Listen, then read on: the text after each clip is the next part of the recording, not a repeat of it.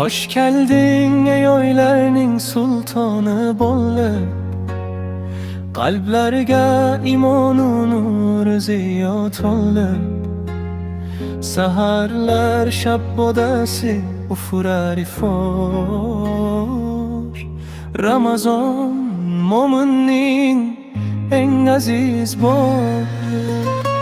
İfori saharlik choyning ta'mi, İfori duolar dillardagi oromi. U gunohlar kuchi to'xtagan birdam. U sabr gulidan sochilgan salom. Ostonada iforning shirin tashvishi, dasturxon ustida duoning ishi. Hurmo donasida yashirin hikmat. Ramazon olamga yoyilgan rahmat.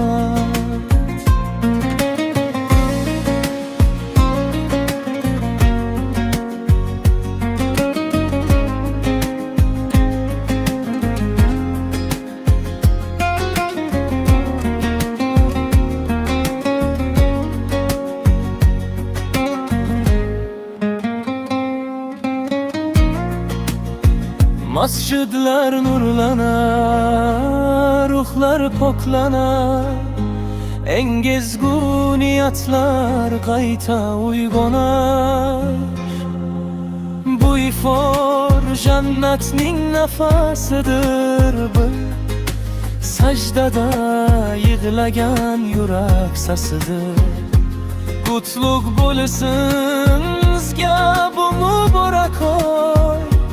Har bir xonadonda to'lsin baxtu joy. Allohim yetkazdi mana shu kunga.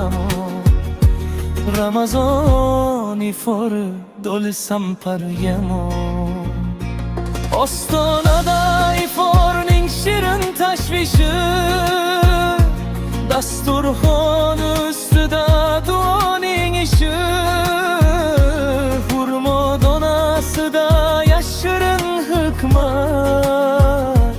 Ramazon olamga yoyilgan rahmat.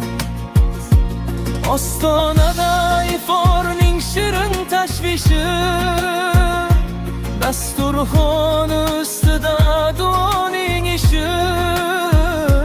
Hurmo donasida yashirin hikmat. Ramazon olamga yoyilgan rahmat.